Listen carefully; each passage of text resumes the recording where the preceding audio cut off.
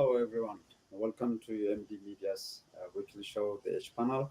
Today, we'll be talking about drought, hunger, and prosperity PR or public relations. This is a topic we'll be dealing tonight, and we are live online and will be broadcasted as well on the YSAT, that is under HBS, Horn Broadcasting Services, uh, into the Horn of Africa. Again, it's a great pleasure to have the distinguished panelists, Skel Gabisa, Faisal Robla, and Duke Burbridge. Welcome, gentlemen. It's always great to have you back. Thank you. Great. So we'll start with the first segment. What stood out for each of the panelists? The topic is drought, hunger, and prosperity PR. For our viewers, you see what's happening in Borona, in Oromia, and what the Arakilo, the Prime Minister's office, is also doing in terms of public relations with wheat export and so on. So we'll be talking about that deep in depth, but let's go to the first segment. What is the highlight for each of these panelists? Eskel, what stood out for you? Okay. Thanks, Dr. Kitacho. What stood out for me this week is the conflict among Ethiopians over who the victor was at the Battle of Adwa. It stood out not just for the sake of it, but for what it represents. For the Amhara, the victor was Emperor Menelik. For Tigrayans, it was Ras Alula Banaga, and for the Oromo, among the many generals who participated in the war, it was, for some reason, I don't know why, Balcha Banafso or Balcha Safo. So there was a debate about who really made the difference in defeating the Italians among these three communities in Ethiopia. Now, I have my own views on the issue or the historical context. One thing that I could say here is that Emperor Menelik wasn't the hero of the Battle of Adwa. The war with Italy was triggered by a contradictory clause or a provision in the Treaty of Wuchale that he signed with the Italians, in which the Emperor Menelik himself essentially sold the territories of northern Tigray for a sum of money and about 30,000 muskets and 28 cannons. Now, if you cede a territory and accept the goodies in return, that is basically selling. So there is no dispute on that issue. So he actually did so to keep the Tigrayan nobility under the watchful eyes of the Italians as he was consolidating his power in the newly conquered regions of southern Ethiopia. Whoever the victor is, whoever contributed, whoever was the brilliant general that engineered the defeat of the Italians in the hands of Ethiopians, the whole drama this week over whose victory was the victory at Adwa speaks to the fundamental problem that lies at the root of the many-sided conflicts within Ethiopia. That is, Ethiopia's state-building effort, a century and a half after it was first founded, the state-building effort is incomplete. Ethiopians don't agree on anything. There is no consensus on the constitution that should govern the country. There is no consensus on the state structure, no consensus on the flag. There's no consensus on history. All of this emanate from the fact that Ethiopian rulers have tried for a century and a half right now to transform an empire stitched together by conflict, by war, by violence into a stable polity, by redressing the imbalance of power that marginalizes the majority of people in that country. The refusal by a few elite at the center of power to share power with the elite of the periphery. This has been a cause of endless strife in the country. Um, it has not been able to hold the country together, and it has held the people and the country in bondage and in the clutches of abject poverty, cyclical famine, and the capacity or the lack of capacity to mitigate the depredations of natural events such as drought, which is basically what we're going to be talking about today. Now, to sum up, Ethiopia is still a state in a struggle to become a cohesive, a modern state that could mitigate natural disasters. It's a state that has proven unable to overcome the challenge of building a state or making the citizens, the imperial subject citizens of the country. What we see today is connected to the PR aspect of today's topic, is that that's why we observe lavish dinner served to African leaders by the Ethiopian Prime Minister in Addis Ababa, while people in southern Ethiopia, in the millions, are dying of lack of water or access to water. That's why the president of Oromia is basking in the glory of the establishment of what they call the new municipality around Addis Ababa, and throwing an ostentatious party to celebrate the occasion, while fellow Oromos around the world are scrambling to save lives in southern Ethiopia, in Borana. Now, we'll talk about this later, but my point here is that just wanted to underscore the fact that the rest of the world that is also now basking in the glory of peace in Tigray. They have refused to see that Ethiopia is not yet a full-fledged and a civilized member of the community of nations in the world. The two screens, the split screens, are still playing out. The famine and the PR, even today and this week. That's what I just wanted to underscore, that is what stood out for me, the contradiction within the Ethiopian polity. Thank you, Sgan, for that. We'll definitely talk about the drought and hunger and the PR in detail. Faisal, what about you? What was the highlight for you over the past 7 days? Yeah, thank you very much. I think two items stood up for me in the east. One is in the northeast of Ethiopia, that's between the Somali and the Afar war. This is a war that has been going on for a while. Actually, seen as the war in Tigray started, this has also been going on. Community leaders are very much blowing the siren for the Ethiopian government to do the right thing, but it is not. This war has been characterized, I think, by three issues. Number one, anytime there is a war between the two communities, Somali, Isa, as they call it, we call it Somali, because it's just one tribe of Somali, and the Afar, the federal government of Ethiopia always comes on the side of the Afar. Number two, the Afar militia unabashedly is participating this war, while the Somali side is restrained because of many factors, including Mustafa Umar, who does not want by any means to jeopardize his leadership. He would do, as I said so many times, anything, or will not do the required thing simply because he doesn't want to jeopardize the position that he has. And the third thing that's characterized by this war is the immense loss of life by Somalis. This is a one-way, thank you, this is a one-way war, where Somalis are usually less armed and often trying to defend themselves with traditional, weapons. They're really faced with venom and heavy weapons from the new police of Afar.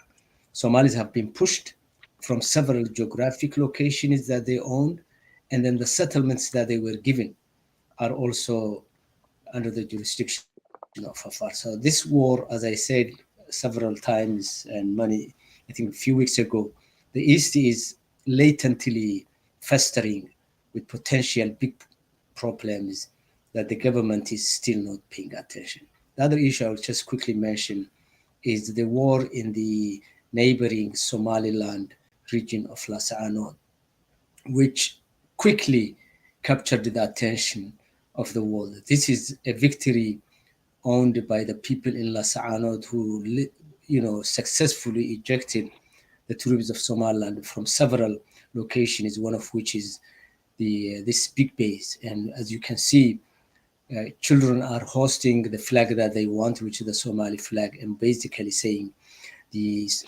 flag from the unrecognized Somaliland is no longer welcomed. Now, the entire world, unlike the Ethiopian situation in the Tigray war, or even in the undergoing war in Oromia, which has been ignored so far, the world quickly jumped on this one and really gave attention to calling both sides to stop. The latest person who joined this call is Senator Amy Klobuchar, who tweeted today in support of the Bureau of African Affairs, which also tweeted 2 days ago to put a stop to the indiscriminate shelling of civilians in the population center of Las Anod. The same tweet was also released by the U.S. Embassy in Mogadishu. Linda Thomas, who is the representative for the U.S. at the United Nations, who actually went out of her way and enrolled about 10 countries, including China, to take a position on this brewing war and calling Somaliland and the other side to quickly stop and also take the troops outside the central location, which is Las Anod.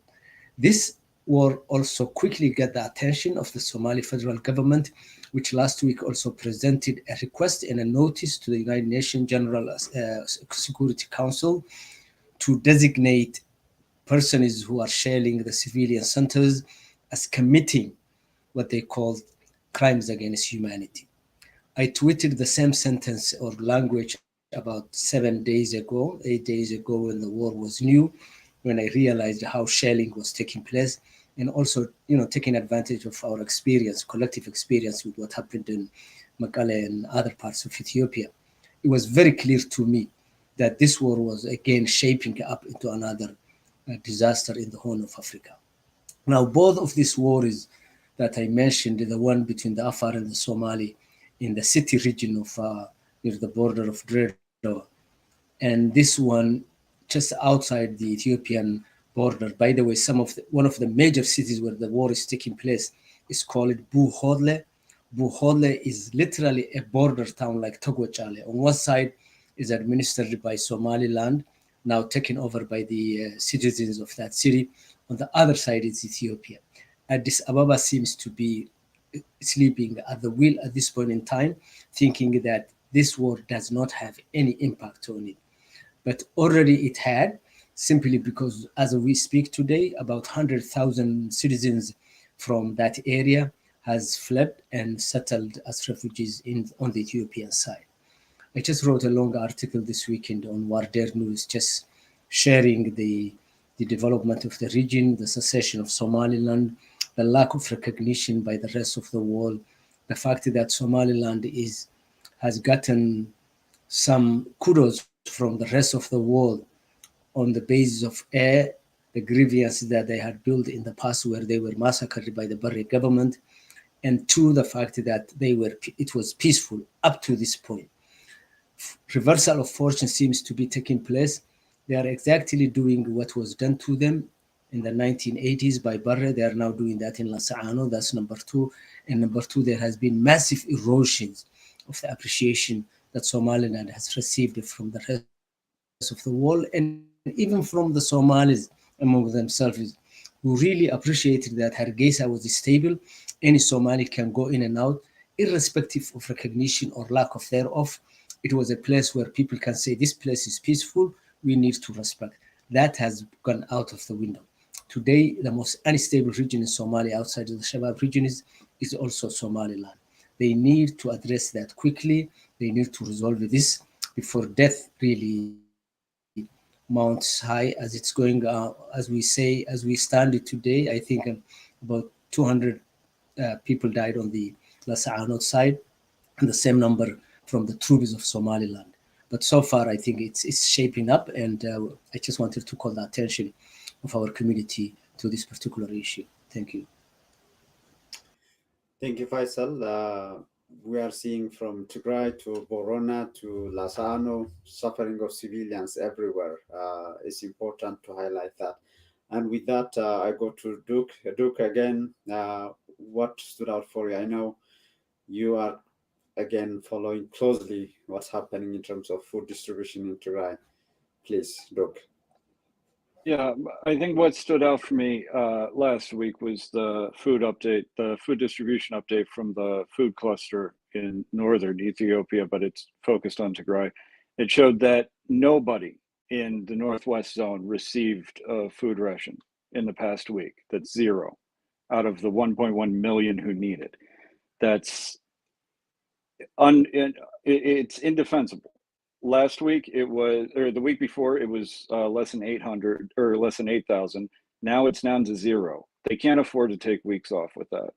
I've put this graph together. I want you to see it. This is the 6-week rolling total of food distribution in each zone, as expressed as a percentage of the target. So this is essentially what this means is that on February 15th, you could say in the past 6 weeks, this many people have gotten food, 100% of the target, 50% of the target. We can see that outside of the capital, the only place that has received 100%, that where 100% of the people in need have received food, was the southern zone. All of the other zones have missed that by sometimes 20%, getting as close as 20%, but now it's gone down to below 20% in most places, sometimes below 50% in more fortunate places. The problem here, this is the bright side, is that this is better than it was this time last year. The problem is that all of the restrictions that people were very aware of last year are supposed to be no longer there. And the humanitarian aid groups are pretty much reporting that there are no restrictions. They're saying that there are soldiers, not soldiers so much in every place, but soldiers in the northwest or in the northeast that are blocking food distribution or humanitarian aid into places like Irob. In the south, they're saying that there are Amhara regional forces that are blocking it or making it difficult to pass through. But those that would not result in zero distribution. The humanitarian agencies are not being upfront about the obstacles because they believe that an obstacle is a sign of non-compliance with the Pretoria Agreement, and that this would cause problems for the peace process. We still have a very shaky peace process that cannot bear any criticism of the Ethiopian government or of the Eritrean government even.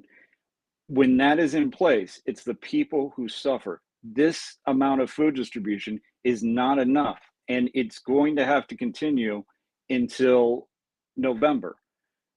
They need to scale up, and it's very difficult to see them scaling up if they cannot acknowledge that progress is no longer being made. This is stalled progress, and this needs to be changed. They need to change the direction that this is going.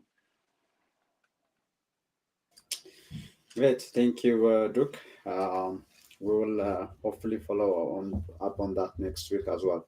So let's go to the topic of the day: drought, hunger, and prosperity PR.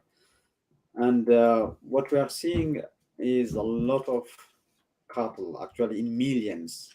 The latest figure I saw is around 4 million cattle dying in Borona region, and maybe 2 or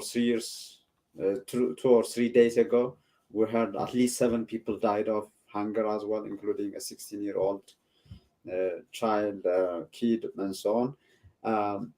But on the other side, we see as well the PR aspect. This is this week from the Oromia Regional State President official account.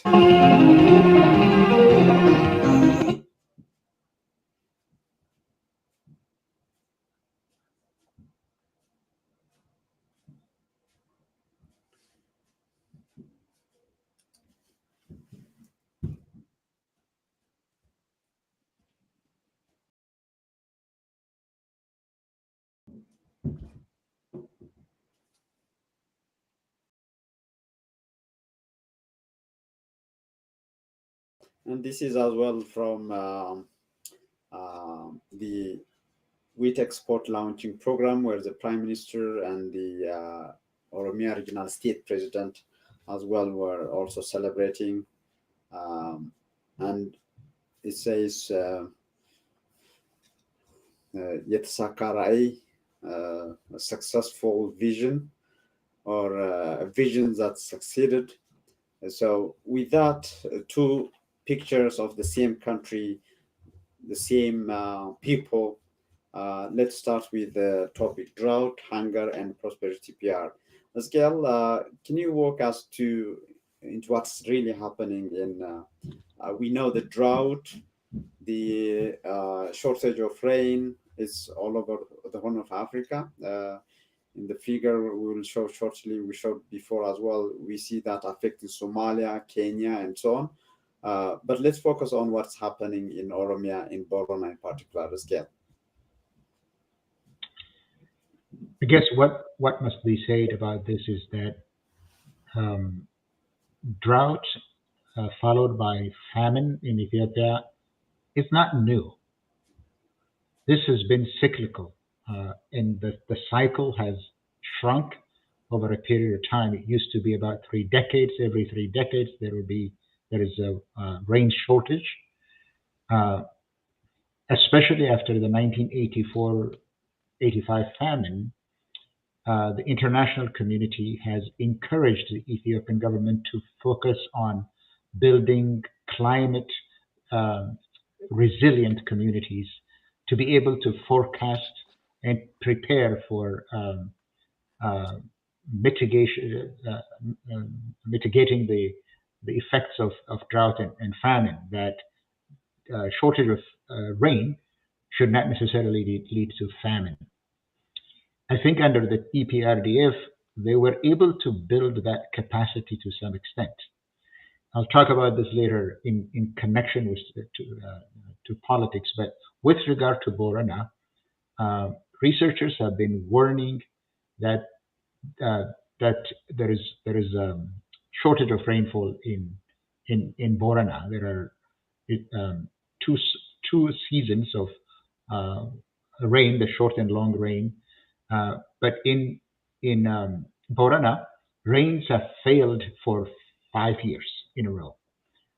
So it's not new. It's not something new. It's at least for 5 years, the leaders, the politicians, and researchers have known that there is an impending disaster waiting to happen in Borana and in East Africa in general, as you just said.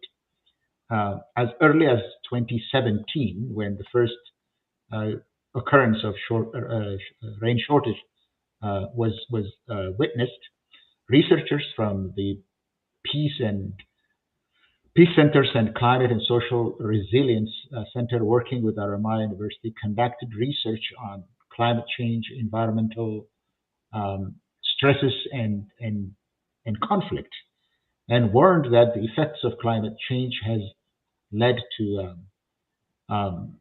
conflict among the pastoralist communities in Borana.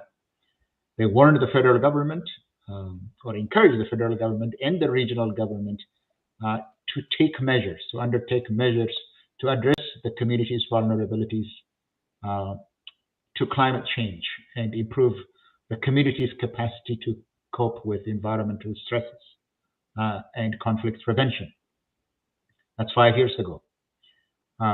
There is too many research results and warnings that have been served, but in 2021, this is about 3 years, because the severity of the drought in Borana actually increased in the last 3 years. So 3 years ago, UNICEF in Ethiopia also put out a survey result in which they also talked about climate change and its resulting effects on the degradation of land and the significant depletion of pasture for the Borana zone, where livelihood is entirely dependent, at least 70-80% is really dependent on pastoral activities. So the drought they reported that the drought had exacerbated already existing water scarce water availability in the area. As early as 3 years ago, livestock deaths were reported in many water districts in the Borana area. UNICEF, concerned about the well-being of children, but also having conducted this survey, they actually reported that children were missing out schools in 2021. They also spoke about the effect of drought and loss of livestock on pregnant and breastfeeding women because they're concerned about that. So that warning was also already in place from UNICEF. In this year, several reports from the United Nations and from other biodiversity institutions also stressed the same issues that I just went over about the protracted lack of rain in the Borana zone. The government knows, the federal government knows that about 70% or more people are pastoralists. They earn their livelihood from their cattle, and they cannot cope without their cattle. They knew that. This is known. The reports have already been in place, but what has the government done to build climate resilient pastoral system in Borana and other places in East Africa? Nothing. Zero. The one that you just showed, the lush fields of wheat for export, is not verified from Borana. What is even more exacerbating about what is happening in Borana is even today, as the rest of the world is responding, and as the rest as Oromo individuals and communities in Ethiopia and around the world are mobilizing to provide funds to help people in Borana, the government, the regional government of Oromia, is trying to simply deny that there is a shortage of rain and drought in Borana. And if they say there is some scarcity, water scarcity in Borana, I say nobody has died. Not a single soul has died. They're trying to criticize the reporters and journalists who have reported on what is unfolding in Borana, saying that these journalists are unprofessional, they're reporting on lies. This is surprising, but it's been the case with Ethiopian governments. The emperor's government in 1974 denied, and as a consequence, was toppled. 1984, 1984, that catastrophic famine occurred when Mengistu Haile Mariam or the military Derg regime was in power, and it did not recover from the economic consequence of that drought. In 1998, 99 as well, there was some droughts, the cyclical drought that occurred, but at that time, Malak Zenawi was in power, but they told the world that it's your responsibility. So the drought mitigation or famine mitigation measure at that time worked, even though it was about to be really about devastating. As many as 10 to 20 million people were at risk at the time. So my point is that this is known. We know about it. We know from the history of the cyclical droughts, and we know from the reports that I just enumerated that this was going to come.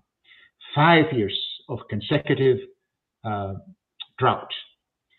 That it would definitely lead to a devastating and catastrophic famine should have been known, not by just the government. Any observer with a marginal interest in that area would be able to know and undertake mitigation measures. But the government just looked the other way because they were interested in reporting that they are exporting wheat and everything is fine, and did not want any intrusion that would change the narrative of the rise of prosperity in Ethiopia. Thank you, Skel, for that. As they say, drought could be environmental, but hunger and famine is more political than anything else, right? Um, Actually, one viewer was commenting about the rainmaking. The prime minister was making, a PR as a rainmaker. He was accusing actually journalists for not, reporting on that. Maybe some of you might mention it later. Faisal, again, you have been following the Horn of Africa for many years, and like Scale was alluding to, drought, famine is a common occurrence, a recurring occurrence in the Horn of Africa. So, what is your reading of what's happening in Borona versus Arakilo? Yeah, thank you very much, Getachew. And I think Scale gave us an overview of the cyclical nature of both drought and famine. And I agree with you from what the literature says. There is a stark difference between drought and famine. Famine is political of a given society. Drought is mostly natural, and it can be averted if people are organized, and state formation again is set up in such a way that governance is working. Coming from that community, not particularly Borana, but adjacent neighborhood, and Somalis and Borana Oromos go back way back and have a lot of relationships. To me, it's more personal as well as an academical issue. I would say that personal and academical, because in both aspects, I can walk through this issue and just share with you my lived experience. My exposure to farming goes back to 1974, when a severe drought hit the Somali region, as well as Borana at that time. People were left helpless, and zero government intervention was there. That was the first time we saw, in my at least age group, famine and what it is. But I heard a lot of stories from my father to the famines that the region has experienced, and each famine has its own name. So I will not go there, but with the 1974 famine, because the government ignored Somali students had to organize food and water delivery to the eastern Ogaden section of the Somali region, and local business communities contributed cash and food.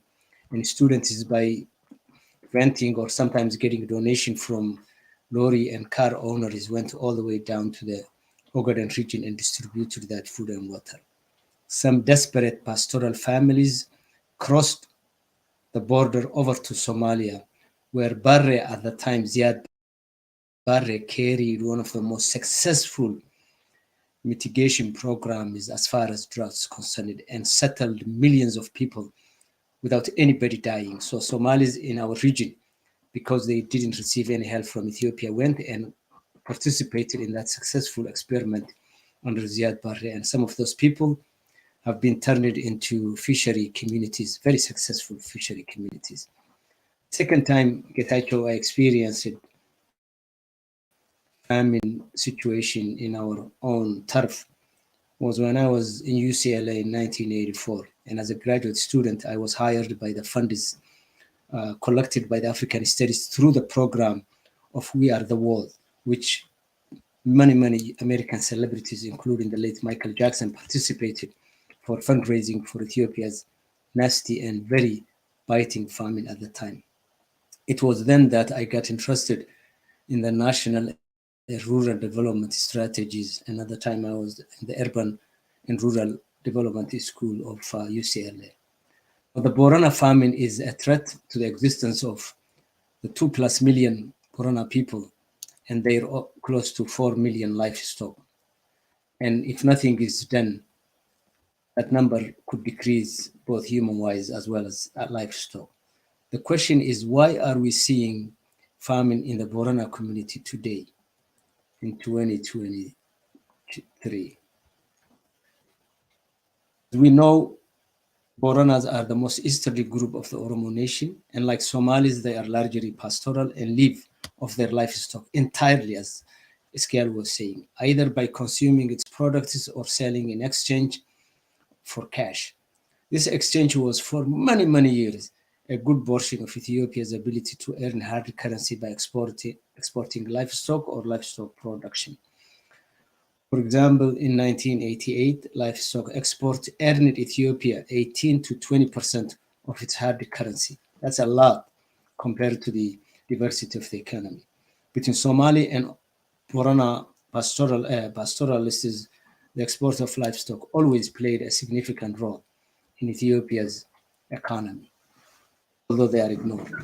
So why is Borana under famine now? In my opinion, it's both political and lack of planning. And let me say why it's political.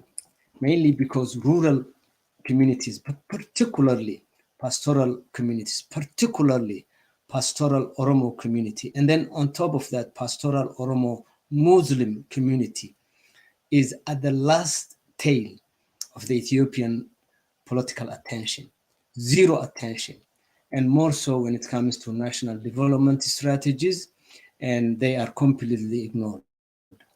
For example, look at the money spent on the sugar project in Addis Ababa, the parks and the greening of the city, and now the $1 billion monuments to satisfy the rulers' nostalgic feelings for grandiose and autocratic feelings. All this show you that food production and planning policies of Ethiopia favor the muscle and the powerful of city dwellers at the expense of rural people, and more so when you are in Borana. Projects that you see in the city consume a huge portion of the national budget. And add to that Ethiopia's entanglement with unnecessary wars. And therefore, you find entire communities like the Borana being impacted and completely neglected. I think the other aspect of why Borana is feeling the way it is and being under famine is the fact that there is no planning in the Ethiopian strategic approach to development. There's no efficient risk analysis and emergency preparedness at the national level. There's no effective national uh, relief aid system that can jump on the notice and get help to the people. And third, mostly relief aid is expected to come from outside, and by the time it comes to the people who need, millions of people are exposed to the danger of famine and drought. There are no contingency plans that we know where Ethiopia can today deliver food enough and medicine to save lives for people and for livestock. There is no food or seeds that are reserved at the national level to help. The billions of dollars spent on managing wars in the country could have easily been used to save lives of the Oromo people. Now, all this that we are saying is probably known by the Ethiopian government, but they easily ignore because, as I said, the political muscle of the Borana people and of pastoral communities is literally zero. The government would always make sure that it settles the needs of the urban dwellers and ignore the rural area, particularly the pastoral nomadic societies.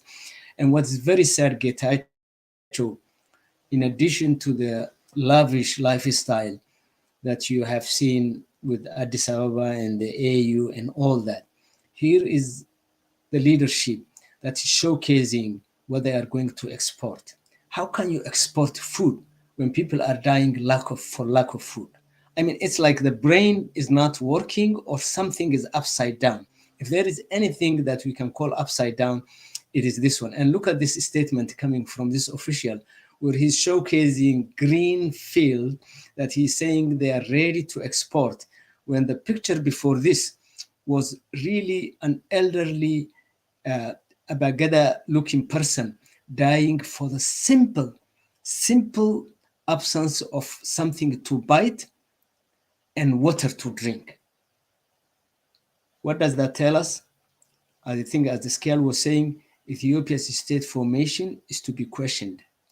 Is there an Ethiopian state that can be responsible for the two things that usually appear at the epilogue or preamble of any constitution or bylaw? The safety and public welfare of your community is the bare minimum that a state or a government is supposed to be responsible for. If the Ethiopian government cannot be responsible for the death of millions of its own citizens, then it has not delivered its mandate. Thank you. Thank you, Faisal, for that. On the topic of PR, I think you both mentioned that, and this is where it says Ethiopian Airlines. I think, let me share it. Ethiopian Airlines delivering humanitarian aid to the people affected by the earthquake in Turkey and Syria. I mean, we are all for humanitarian aid to reach everywhere, but we can see that what you were alluding to, Faisal, in terms of what the Borona people, what their political capital or anything that they can leverage on is not counted by Arakilo. Duke, again, on the same topic, drought, hunger, and prosperity PR. You were in Ethiopia, I think, back in 2019. I don't know if you were before that as well. So I assume you have been following what has happened to Ethiopia in terms of famine, drought, hunger, all that over the past few decades. So, what are you hearing? And you follow closely what's happening in Tigray, uh, and Tigray is as well part of this problem in terms of being affected by drought. Uh, Tell us what your take is on this topic.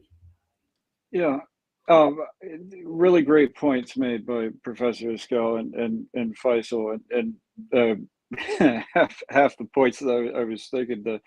The problem is there's a couple of problems. One of the problems is that the metrics right now are going to get worse. Probably there's 4.5 million livestock have died so far, with another probably 30 million in very bad condition, in emaciated condition, that will die if they don't have food, if there's no food there.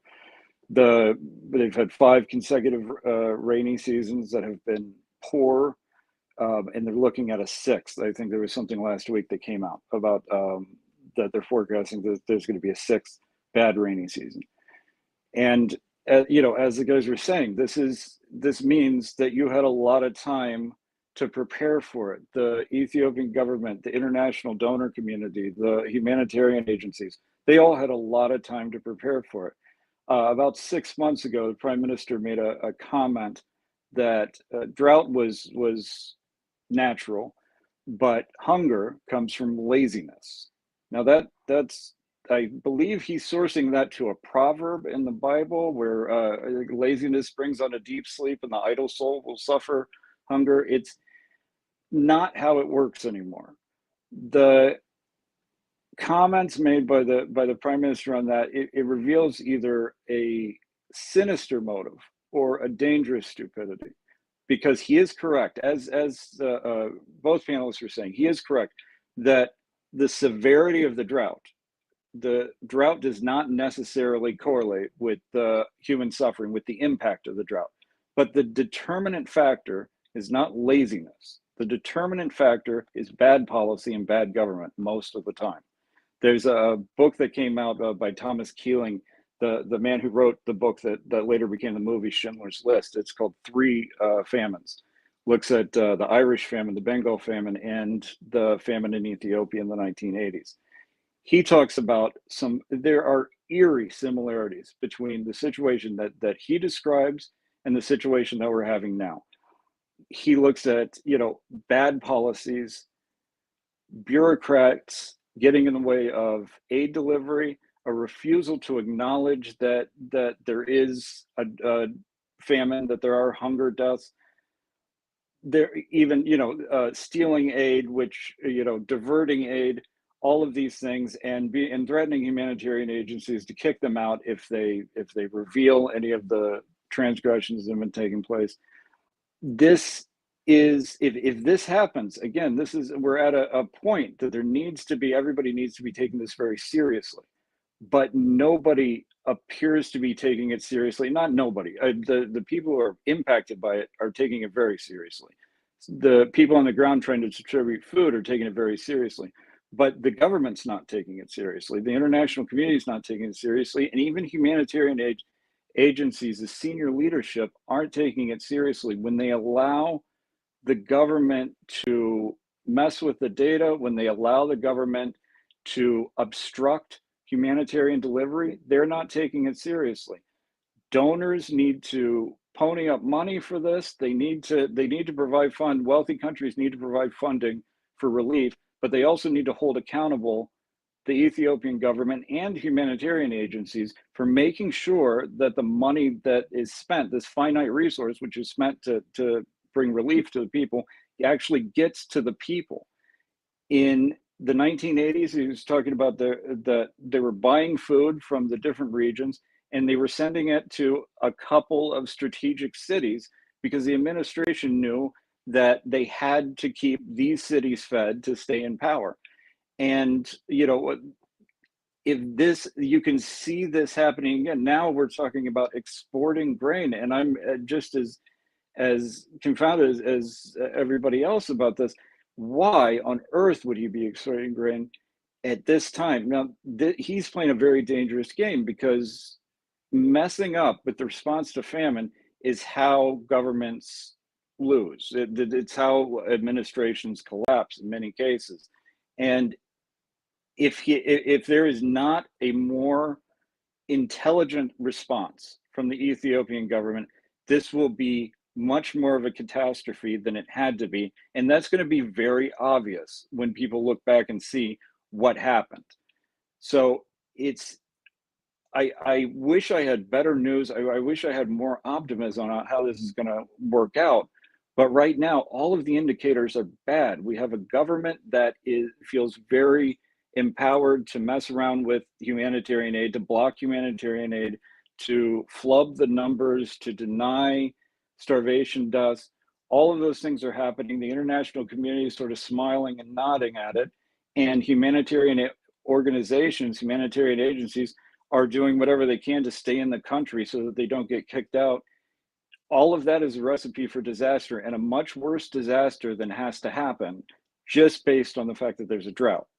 So I wish I had a little bit more optimism, but I think that a lot of people in Ethiopia have starved based on the optimism of outside observers, and so I won't have it now. Thank you, Duke, for that.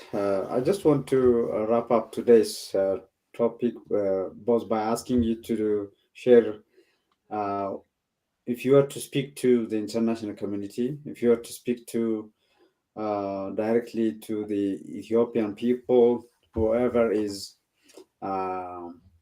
can do and has any leverage on what should be done in terms of supporting the Borona people and all these people who are suffering from this hunger, drought, and so on, and your final thoughts with that. So, Scale?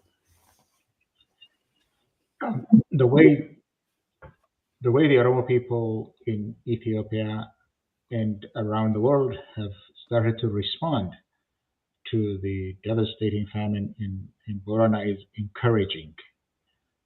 And I've also seen members of the Tigrayan community also responding positively to help the drought victims and famine victims in Borona. That's also encouraging, and I would like to say to other communities in Ethiopia also that it is incumbent on all Ethiopians to help when the government is not.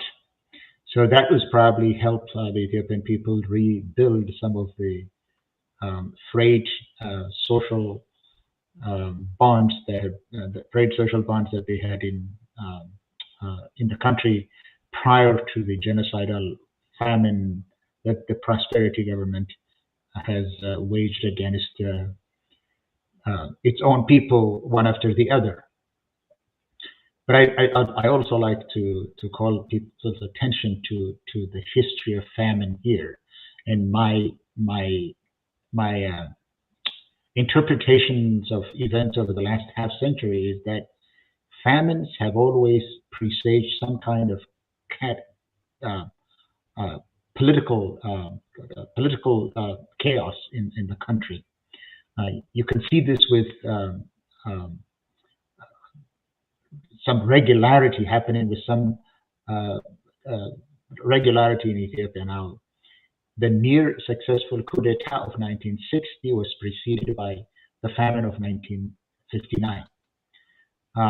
In 1973, the imperial regime was still in a celebratory mood of the 80th birthday of the monarch, when severe economic conditions resulting from um, the global energy downturn or crisis of 1973, and also the Wallo famine that was secretly filmed by Jonathan Dimbleby and shown around the world. The Haile Selassie regime did not survive that the famine.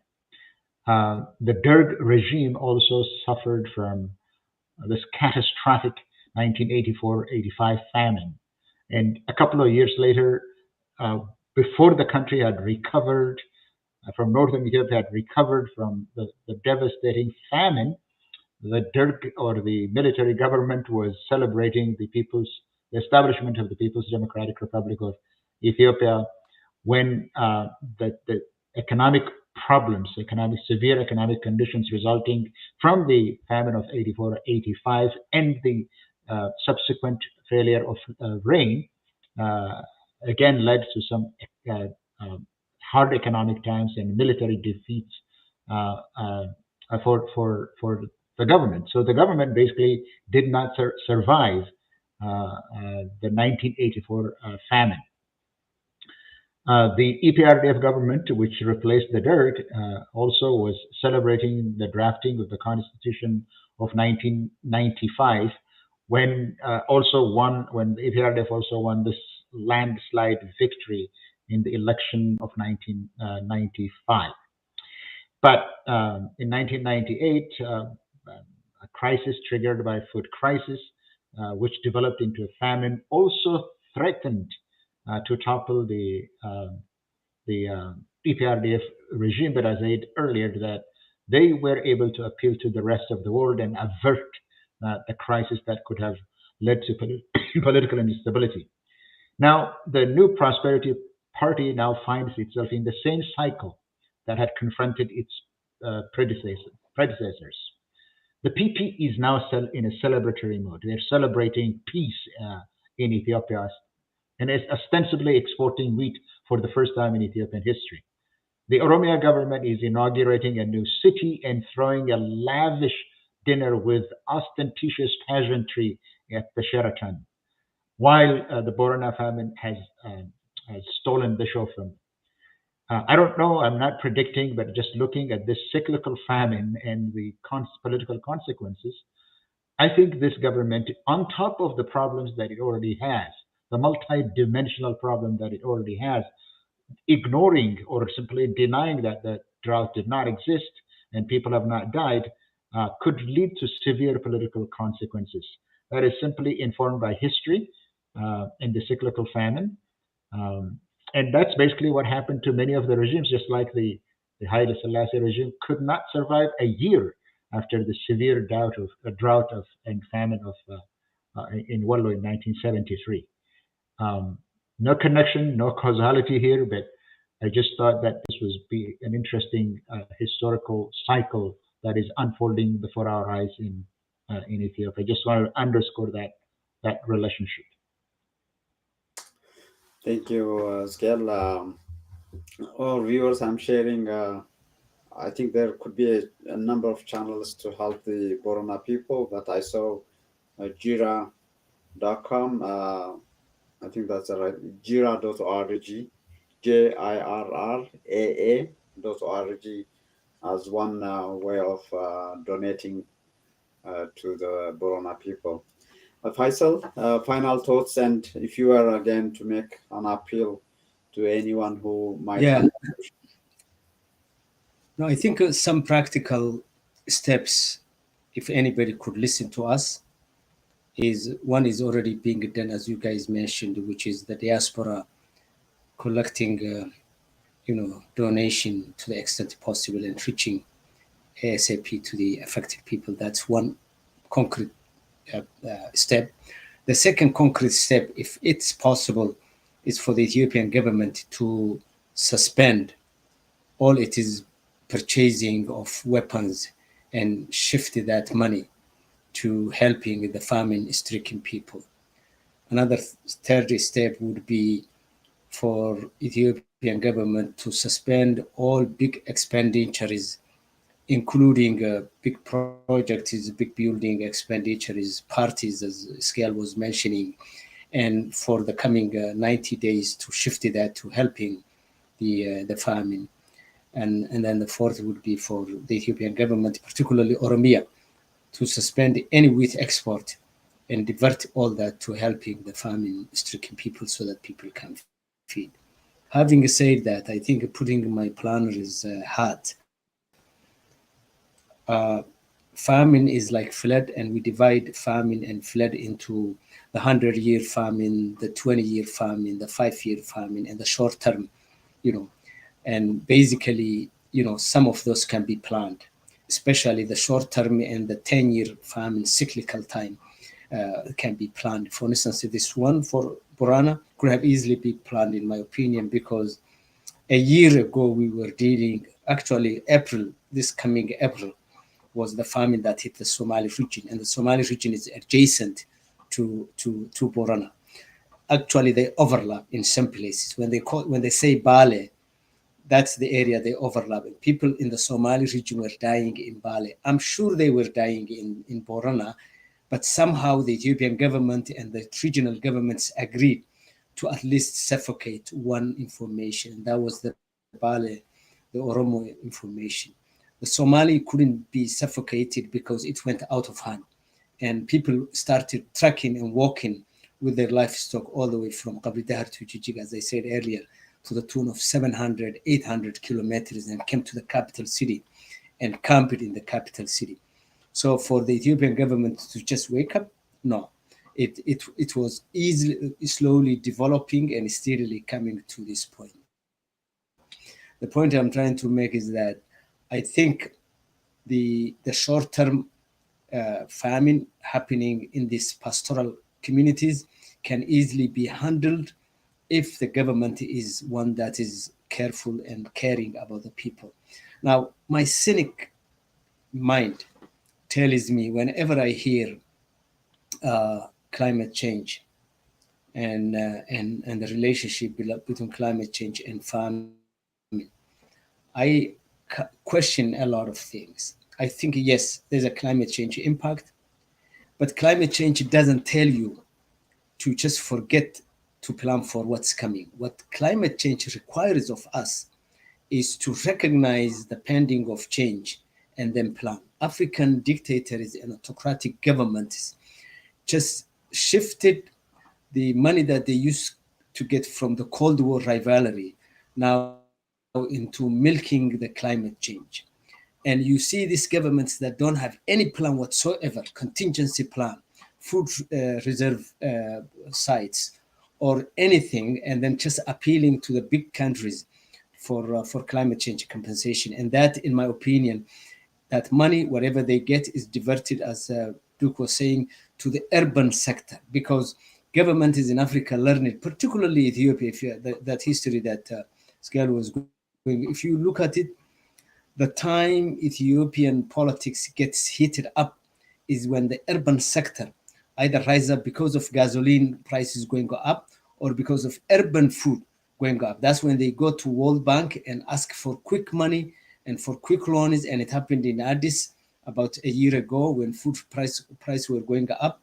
They had to do everything possible to control. With the rural famine, they can control it, people can die, and they can wait till the Western world comes and helps. So although I don't expect those 4 steps to be taken by the Ethiopian government, I think the one thing that can really help is what the people in the diaspora is doing, and that can create also the multiplier effect of bringing different nationalities of Ethiopia to come together and have conversations, real conversations of what's wrong with this 120 million country that's always broken up for generations that we have witnessed.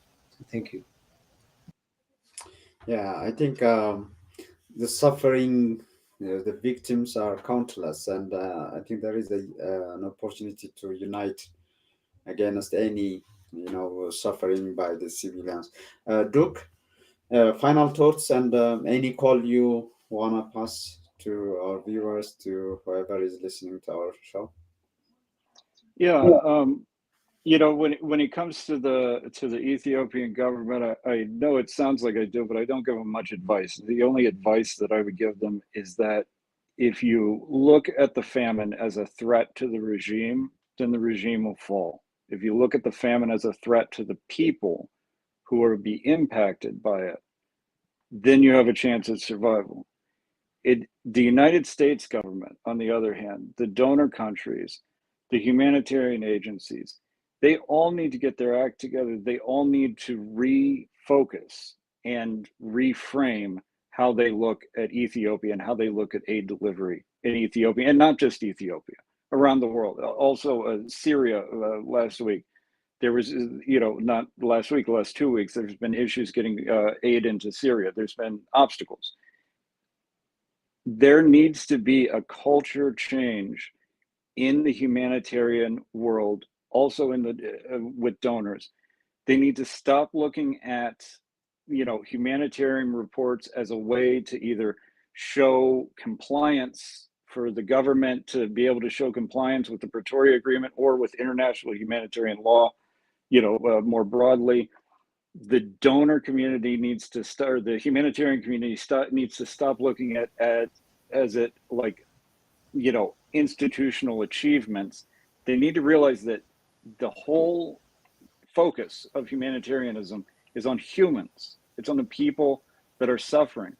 If they take an approach of making sure that humanitarian goods, services get to the people, and that obstacles are recognized and called out, even if they don't have an enforcement mechanism, that they're reported, that everybody understands where the obstacles are, then they will be serving the people who are impacted by this famine, and that is their job. That's what that's what foreign aid should be doing.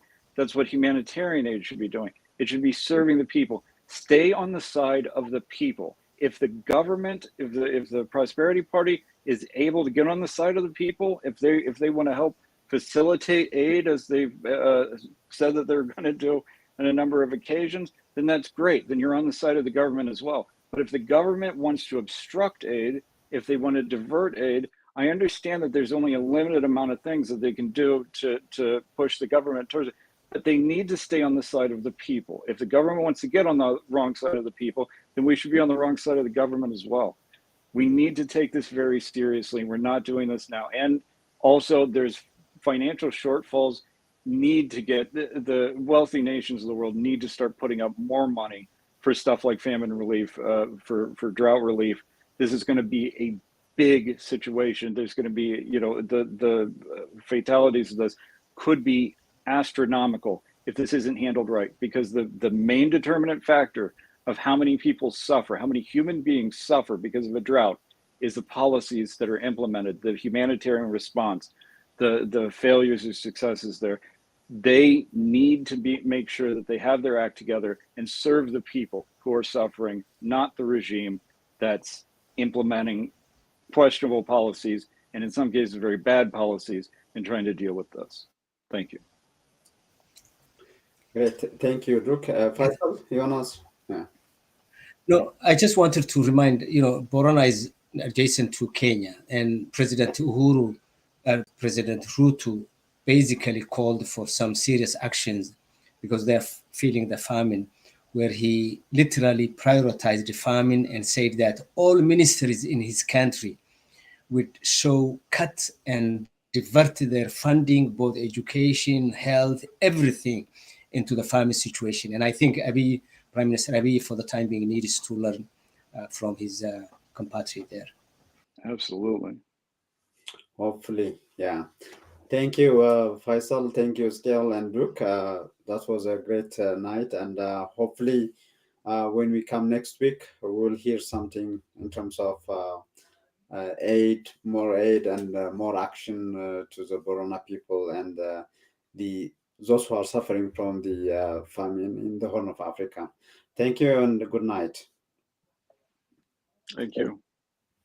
You have been following us live on the H panel.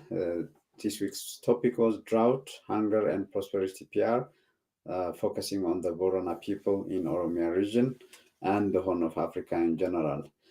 We are also broadcasted on YSAT under HBS, Horn Broadcasting Services. Those who want to support the HBS, Horn Broadcasting Services, that's also active in virtual education for the children of Tigray.